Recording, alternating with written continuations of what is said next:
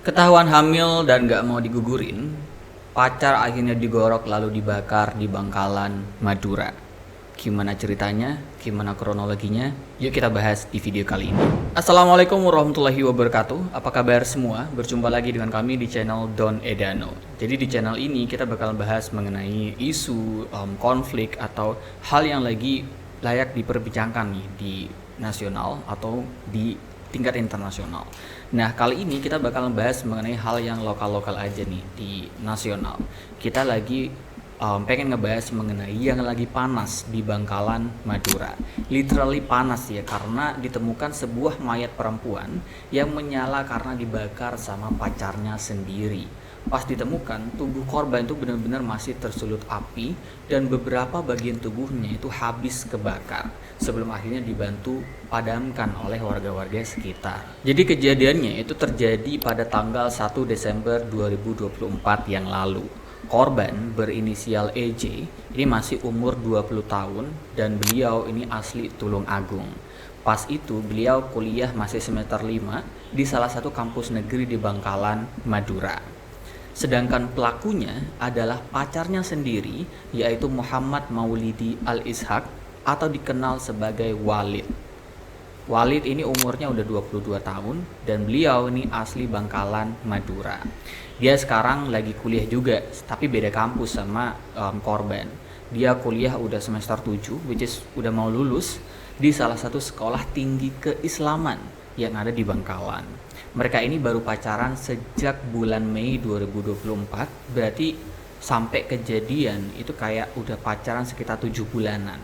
Masih terhitung baru lah ya. Sekarang kita coba bahas mengenai kronologinya ya. Jadi kasus ini itu berawal dari ketika korban atau si EJ ini ngaku ke Walid bahwa korban itu lagi hamil udah 2 bulan.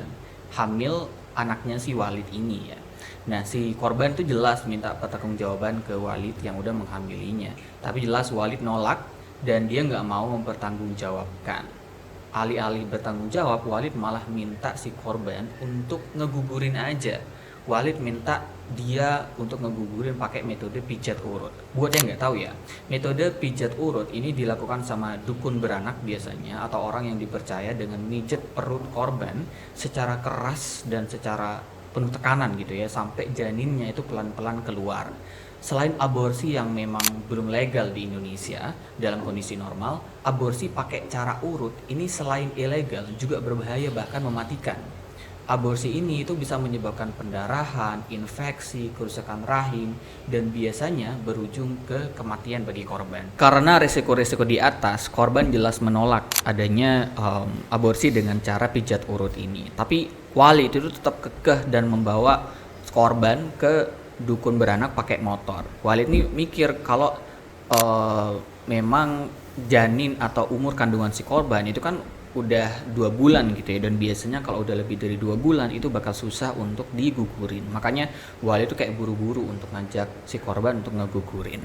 Korban ketika dibawa pakai motor oleh Walid itu terus-terusan berontak dan bilang nggak mau kalau digugurin. Bahkan korban sempat ngancem Walid kalau dia bakal ngelaporin Walid ke polisi kalau misalkan dia tetap dipaksa. Nah, dengar polisi, Walid ini jadi panik dan takut gitu ya. Makanya Walid udah mulai nggak pikir panjang, dia mulai minggirin motornya dan nyari kayak ada gudang atau bangunan yang udah nggak ditempatin kurang lebih 4 tahunan, jadi fix sepi banget di situ. Nah, di gudang itu Walid turun dari motornya dan mulai ngeluarin golok atau parang yang ternyata emang udah dibawa dari rumah.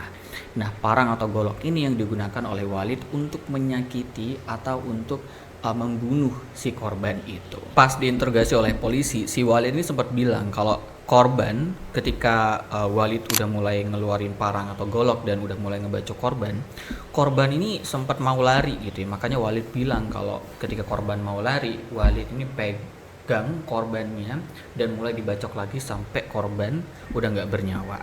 Ketika udah fix nggak bernyawa, Walid mikir gimana caranya nutupin jejaknya. Makanya Walid akhirnya keluar bentar untuk beli bensin, dan bensin itu yang dipakai untuk ngebakar si korban. Dan gak lama kemudian mayat korban yang sedang menyala pas dibakar itu ditemukan oleh warga dan nggak lama juga polisi datang buat nyelidikin lebih lanjut gitu ya. Pas polisi datang, tubuh dan mayat korban itu udah nggak bisa dikenalin karena kebakar. Tapi polisi nggak kehabisan akal gitu ya. Polisi berhasil nemuin HP si korban. Nah dari HP ini polisi udah mulai ngelacak pelaku atau Walid berdasarkan transaksi m-banking terakhir dari si korban. Maka dari itu nggak lama kemudian si Walid berhasil ditangkap di rumah orang tuanya tanpa perlawanan sama sekali karena emang dia ngaku kalau dia benar-benar salah gitu ya. Sebenarnya yang bikin sedih itu adalah pengakuan dari orang tua korban atau ayah dari korban gitu ya. Karena setelah kejadian orang tua korban itu didampingi rektor dari kampus korban, mereka mendatangi Mapolres Bangkalan. Bapak atau ayah korban itu bilang kalau korban ini sebenarnya anak tunggal, satu-satunya anak yang dia punya dan satu-satunya harapan orang tua gitu ya. Jelas ayah korban ini nggak nyangka sama sekali bahwa anak yang dari rumah itu niat dan pamit untuk nyari ilmu tiba-tiba ditemukan tewas dan dibakar secara tega oleh pacar yang bahkan gak mereka kenal gitu ya. Orang tua korban atau ayah korban itu cuma berharap kalau misalkan si Walid ini dihukum seberat-beratnya dan katanya si Walid ini bakal kena pasal 338 KUHP dengan ancaman 15 tahun penjara.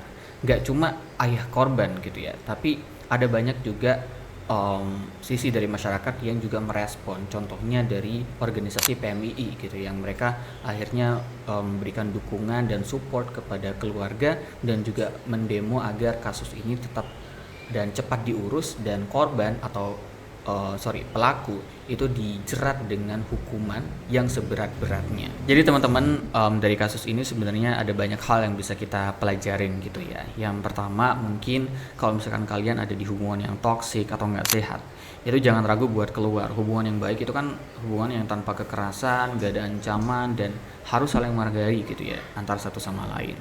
Yang kedua, juga jangan takut untuk speak up. Kalau kalian ngerasa nggak aman, cari bantuan dari orang yang bisa kalian percaya. Ingat, nyawa itu lebih penting daripada segalanya. Yang ketiga, coba cari bantuan. Kalau misalkan kalian tahu orang yang membutuhkan atau kalian adalah korban gitu ya, cari bantuan secepatnya. Jangan diam aja. Ini ada beberapa hotline yang bisa kalian hubungin dan bisa kalian catat gitu ya. Ada nomor atau kontak dari Komnas Perempuan dan juga Kemen PPPA yang bisa kalian hubungin kalau misalkan kalian membutuhkan. Kurang lebih itu aja yang bisa kita sampaikan pada video kali ini gitu ya. Semoga sedikit banyak kalian bisa memetik manfaat dari video yang kita sampaikan. Video kali ini tujuannya hanya satu, untuk memberikan awareness bahwa bisa aja di sekitar kita ada orang yang membutuhkan dan ada orang yang berada di hubungan yang toksik yang harus kita tolong gitu ya. Like aja kalau misalkan kalian suka, dislike aja kalau misalkan kalian nggak suka, silakan di subscribe dan juga share video ini kalau misalkan kalian ngerasa ada manfaatnya. Sampai jumpa di video selanjutnya. Wassalamualaikum warahmatullahi wabarakatuh. Peace.